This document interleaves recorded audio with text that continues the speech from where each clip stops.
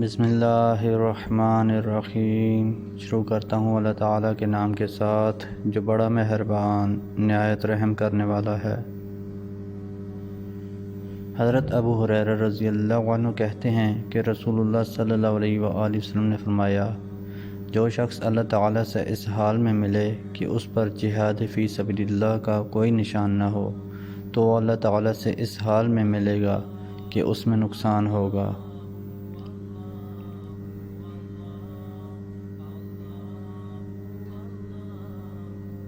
رسول اللہ صلی اللہ علیہ وآلہ وسلم نے فرمایا، ایک بار ایک شخص نے یہ کلمہ کہا، یا رب لک الحمد کما ینبغی للجلال وجہک وعظیم سلطانک۔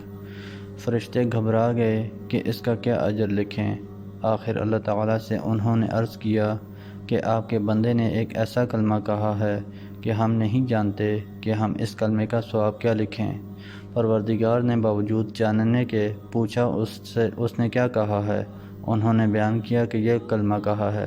اللہ تعالیٰ نے فرمایا، تم اس مذکورہ کلمے کو اسی طرح لکھ لو، میں اسے اپنی ملاقات کے وقت یعنی قیامت کے دن اس کا اجر خود دے دوں گا۔ حضرت ابو امامہ رضی اللہ عنہ کہتے ہیں کہ رسول اللہ صلی اللہ علیہ وآلہ وسلم نے فرمایا، جو شخص نہ غزوہ کرے، نہ کسی غازی کے لیے سامان جہاد کا انتظام کرے اور نہ ہی کسی غازی کی غیر موجودگی میں اس کے گھر بار کی بھلائی کے ساتھ نگہبانی کرے تو اللہ تعالیٰ قیامت آنے سے قبل اسے کسی مصیبت میں مبتلا کر دے گا۔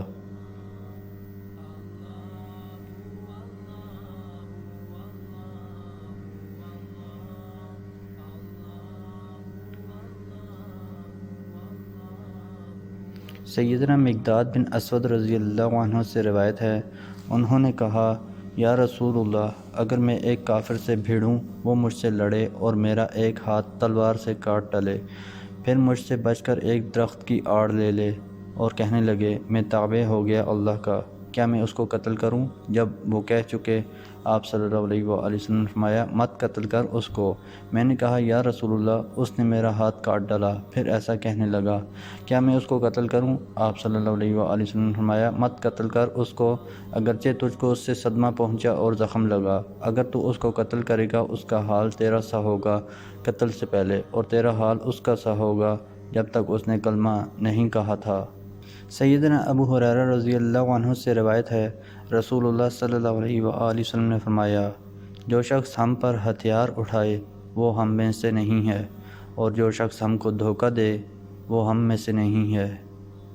سیدنا ابو ہریرہ رضی اللہ عنہ سے روایت ہے، رسول اللہ صلی اللہ علیہ وآلہ وسلم نے دیکھا ایک ڈھیر اناج کا راہ میں۔ آپ صلی اللہ علیہ وآلہ وسلم نے اپنا ہاتھ اس کے اندر ڈالا تو انگلیوں پر تری آ گئی۔ آپ صلی اللہ علیہ وآلہ وسلم نے پوچھا، اے اناج کے مالک، یہ کیا ہے؟ وہ بولا، پانی پڑ گیا تھا یا رسول اللہ۔ آپ صلی اللہ علیہ وآلہ وسلم نے فرمایا، پھر تو نے اس بھیگے اناج کو اوپر کیوں نہ رکھا کہ لوگ دیکھ لیتے؟ جو شخص فریب کرے، دھوکہ دے، وہ مجھ سے کچھ تعلق نہیں رکھتا۔ سیدنا ابو ذر رضی اللہ عنہ سے روایت ہے، رسول اللہ صلی اللہ علیہ وآلہ وسلم نے فرمایا، 3 آدمیوں سے اللہ تعالیٰ بات نہ کرے گا قیامت کے دن، نہ ان کی طرف دیکھے گا رحمت کی نگاہ سے، نہ ان کو پاک کرے گا گناہوں سے، اور ان کو دکھ کا عذاب ہوگا۔ آپ صلی اللہ علیہ وآلہ وسلم نے فرمایا، آپ صلی اللہ علیہ وآلہ وسلم نے 3 بار یہ فرمایا تو سیدنا ابو ذر رضی اللہ عنہ نے کہا، برباد ہو گئے وہ لوگ اور نقصان میں پڑے وہ کون ہیں یا رسول اللہ؟ آپ صلی اللہ علیہ وآلہ وسلم نے فرمایا، ایک تو لٹکانے والا ازار کا، دوسرے احسان کر کے اس کو جتانے والا، تیسرے جھوٹی قسم کھا کر اپنے مال کی نکاسی کرنے والا۔ رسول اللہ صلی اللہ علیہ وآلہ وسلم نے فرمایا، جس شخص نے اپنا غصہ روکا اللہ تعالیٰ اس کے عیوب پر پردہ ڈال دے گا۔ جو شخص اپنے غصے کے مطابق عمل کرنے کی طاقت کے باوجود غصے کو پی گیا، اللہ تعالیٰ قیامت کے دن اس کے دل کو امید سے بھر دے گا۔